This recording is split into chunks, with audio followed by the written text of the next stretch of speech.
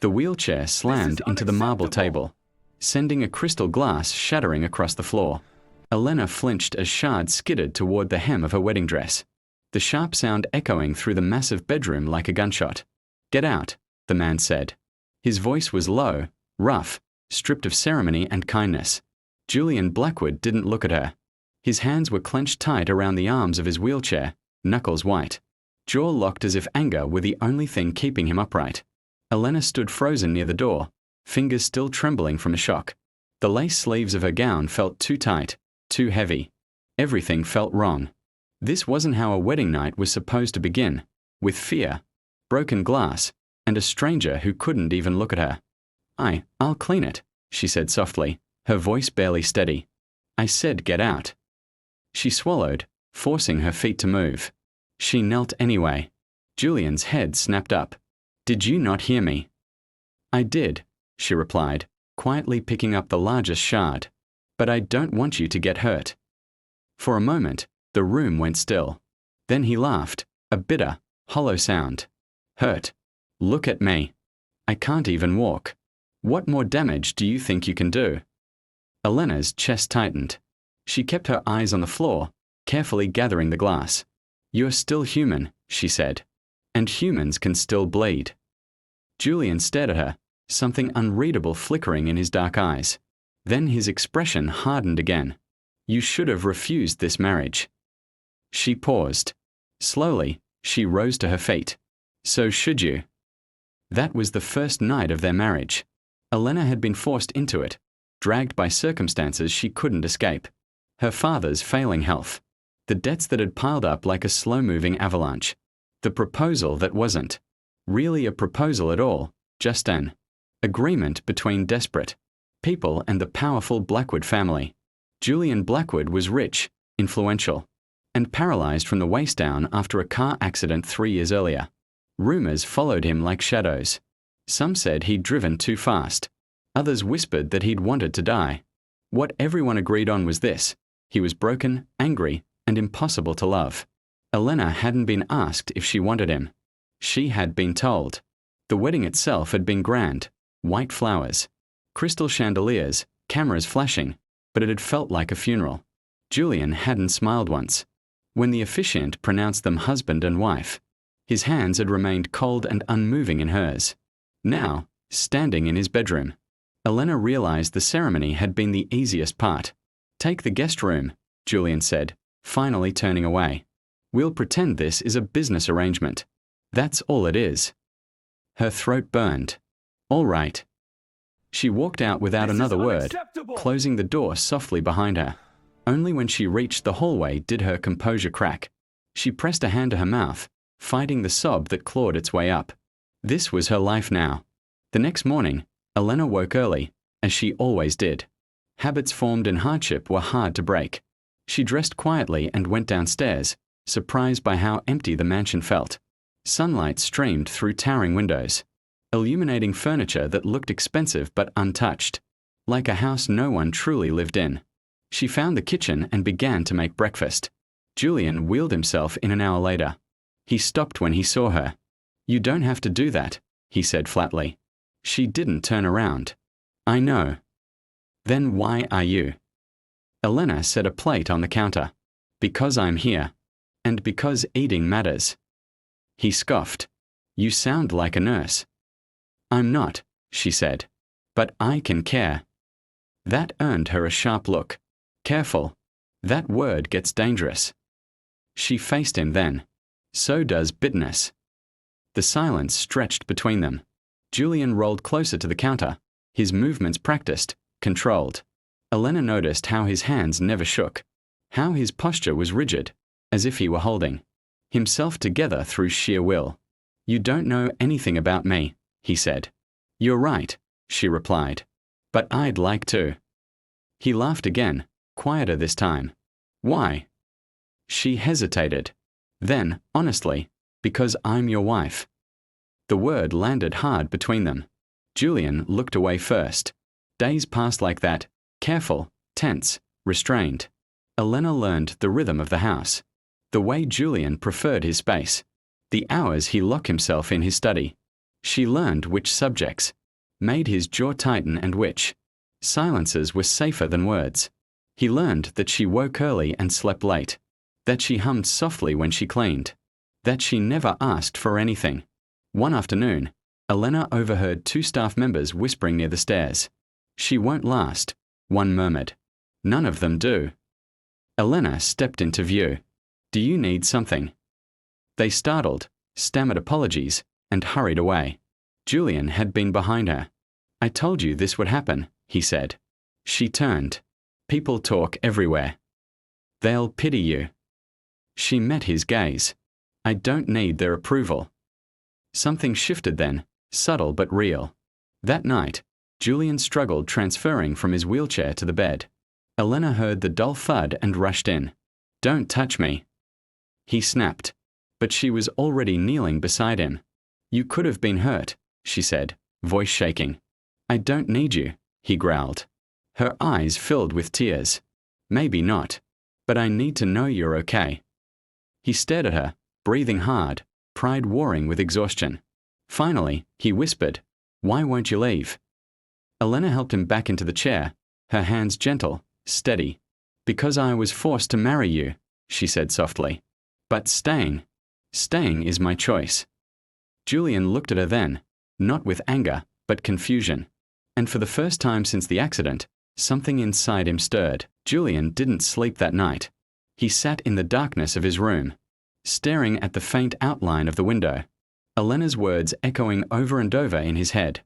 "Staying is my choice." No one had ever said anything like that to him since the accident. People stayed because they were paid to, because they pitied him, because they were obligated, not because they chose to. He hated that it unsettled him. The next morning, he avoided her. Elena noticed immediately. She noticed the untouched breakfast, the closed study door, the way the house felt heavier, as if the walls themselves were holding their breath.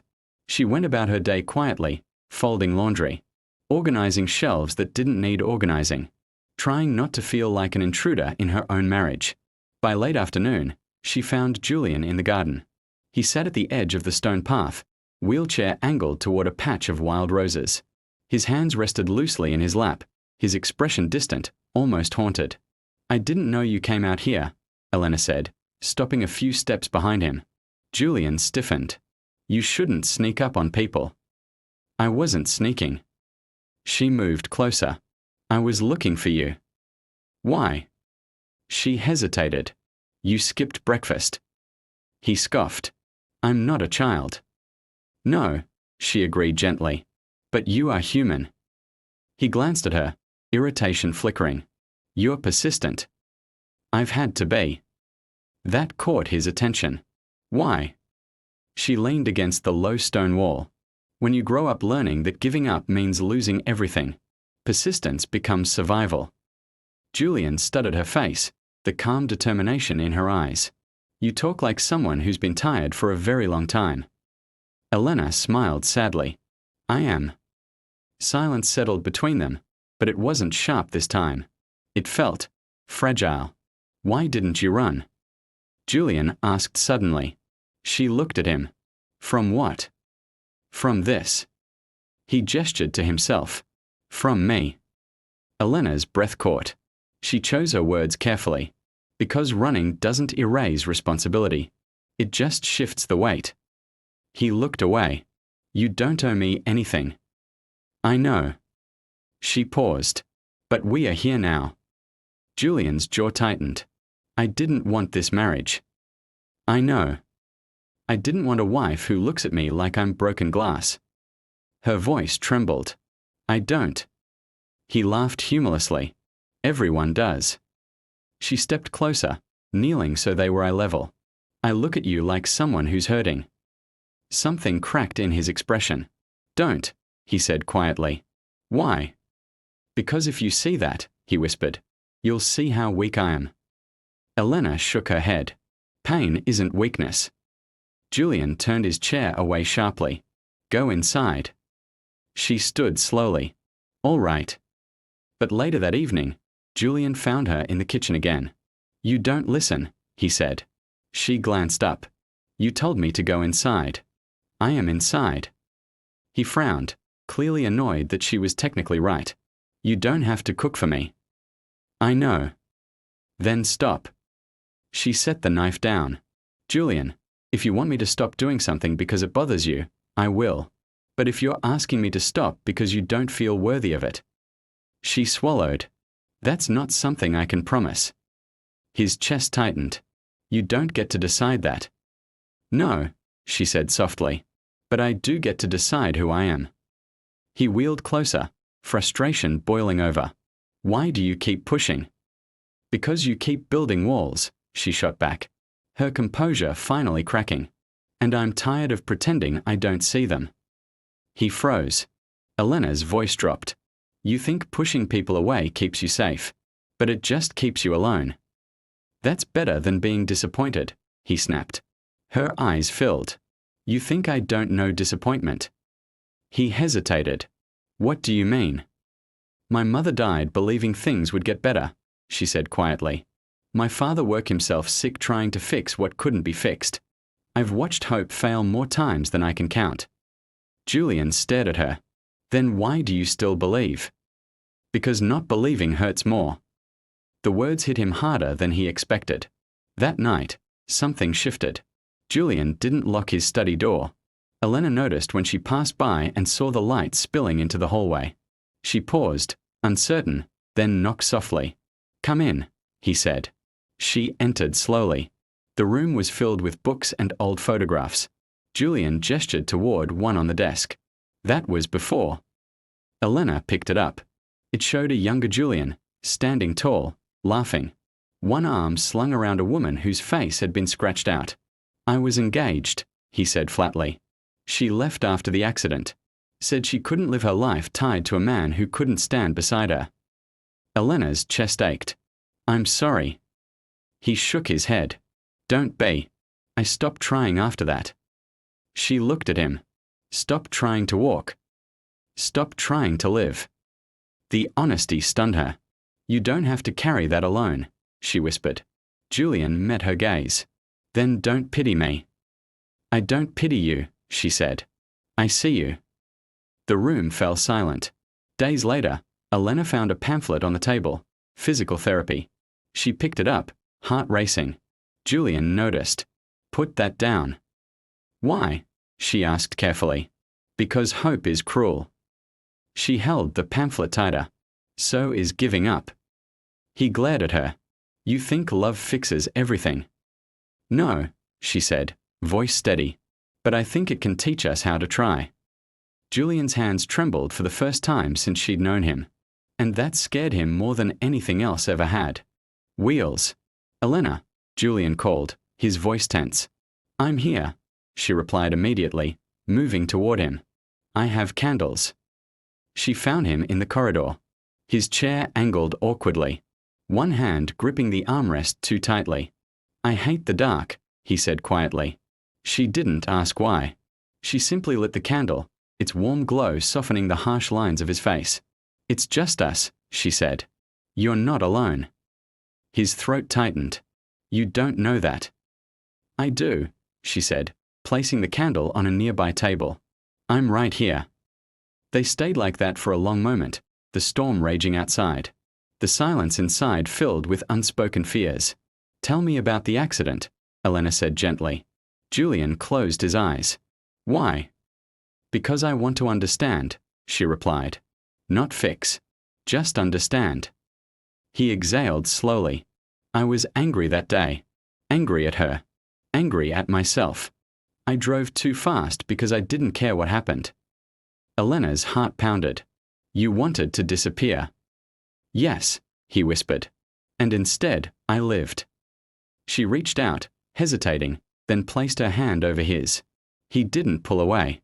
I wake up every day wondering why I survived, he continued. What kind of life is this? Her voice broke. One that still matters. Julian laughed weakly. You really believe that? Yes. Even if I never walk again? Yes. That was when he broke. His shoulders shook, a sound tearing from his chest that he'd swallowed for years. Elena moved closer, wrapping her arms around him. holding him as he cried, not like a broken man, but like a human being who had carried too much alone. "I'm scared," he confessed into her shoulder. "I don't know how to hope without hurting." She held him tighter. "Then don't hope alone." The next morning, Julian wheeled himself into the kitchen holding the pamphlet. Elena froze when she saw it. "I called them," he said, not meeting her eyes. "They want me to come in for an evaluation." Her breath caught. "Julian." "Don't," he warned softly. "Don't look at me like that." "Like what?" "Like this means something." She swallowed hard. "Does it?" He hesitated. "I don't know." The first therapy session was brutal. Julian returned pale, exhausted, his jaw clenched tight with pain he refused to name. Elena waited quietly until the staff left before kneeling in front of him. "How bad?" she asked. "Bad enough to remind me why I quit," he snapped. She nodded. "Do you want to quit again?" His hands trembled. "Part of me does." "And the rest?" He looked at her. "The rest is angry that I ever stopped." Progress came in inches, not miles. A twitch of a muscle. A sensation where there had been none. Pain that felt like betrayal and promise all at once. Julian grew irritable, snapping at Elena, pushing himself too hard one day and refusing to move the next. One night, after he fell during an exercise and shouted at her to leave him alone, Elena finally broke. "Stop it," she cried, tears streaming down her face. "Stop pretending this is only happening to you." Julian froze, shocked. "I know you're hurting," she continued, voice shaking. "But so am I. Every time you push me away, it feels like you're choosing the accident over us." "There is no us," he yelled. Her chest heaved. "Then why does it feel like losing you every time you give up?" Silence slammed into the room. Julian's voice dropped. "Because if I fail, I don't want to take you down with me." Elena knelt in front of him, her hands gripping his. "You don't get to decide what I can carry." He stared at her. "Why do you care this much?" Her voice cracked. "Because somewhere between the broken glass and the sleepless nights, I fell in love with you." The words hung in the air, terrifying and beautiful. Julian's breath hitched. "Elena." "I didn't mean to," she whispered. "But I did." He reached out, cupping her face with trembling hands. "I don't deserve you." "Maybe not," she said through tears. "But I'm here anyway." That night, Julian dreamed of standing. Not running. Not walking perfectly. Just standing, facing the world, facing her. Weeks later, during a session, his leg moved. Just slightly. Just enough. The therapist froze. "Did you feel that?" Julian's heart pounded. "Yes." Elena covered her mouth, tears spilling freely. For the first time, hope didn't feel cruel. It felt alive. Julian sat on the edge of the therapy bed, sweat dripping down his temples, his arms shaking as he braced himself on the rails. The room smelled like antiseptic and effort, like pain that refused to be wasted. "Again," the therapist said gently. Julian gritted his teeth. "I can't." Elena stood just a few feet away, her hands clenched together, heart pounding so loudly she was sure everyone could hear it. "Yes, you can," she said, her voice trembling but firm. "You already did once." He shook his head. "That was luck." She stepped closer. "Then be lucky again." Julian laughed weakly. "You make it sound easy." "I know it isn't," she replied, her eyes shining. "But I also know you." He looked at her, really looked at her, the woman who had been forced into his life and had chosen to stay, the woman who had seen him at his worst and still reached for him. "I'm scared," he admitted. She took his hands. "So am I." He inhaled sharply and pushed. Pain ripped through his legs like fire, his muscles screaming in protest. His arms trembled, his breath hitched, and then, impossibly, his knees straightened. For half a second, he stood. Then he collapsed back onto the bed, gasping. Elena let out a sob, laughing and crying all at once. "Julian, you stood." He covered his face, overwhelmed. "I stood." The months that followed were the hardest and the most beautiful of his life. Some days he made progress. Other days, it felt like everything slipped backward. There were nights he woke drenched in sweat, convinced it would all be taken away. And every time, Elena was there, steady, patient, refusing to let fear have the final word. One afternoon, Julian came home early, his expression unreadable. "They said I may never walk normally," he said flatly. Elena's heart clenched. "What does that mean?" "It means I might always need support. A cane. A brace. Some days, a chair." She swallowed, stepping closer. And I won't blame you if you leave," he said, his voice breaking. "You didn't sign up for this." Elena's hand shook as she placed them on his shoulders. "Julian Blackwood, look at me." He did. "I didn't fall in love with your legs," she said fiercely. "I fell in love with the man who learned how to hope again." Tears slid down his cheeks. "You're my miracle." She shook her head. "No. I just believed in you when you couldn't." The day Julian took his first steps at home, the house felt too small to contain the moment. He stood in the living room, gripping the walker, his entire body trembling with effort. Elena stood a few feet away, her hands hovering uselessly, terrified of distracting him. "I don't think I can do this," he whispered. "Yes, you can," she said softly. "I'm right here." He took one step, then another. He stumbled, nearly falling, and Elena rushed forward, catching him as they both sank to the floor, laughing through tears. "You walked," she cried. "No," he corrected, breathless. "I walked to you." They stayed like that for a long time, holding each other, the weight of everything they had survived settling into something warm and steady. Later that evening, Julian wheeled himself into the bedroom, the same room where their marriage had begun with shattered glass and fear. Elena stood in the doorway, uncertain. "Come here," Julian said. She stepped inside. "I never apologized," he said quietly, "for that first night, for pushing you away, for treating you like a mistake." Elena shook her head. "We were both scared." He reached for her hands.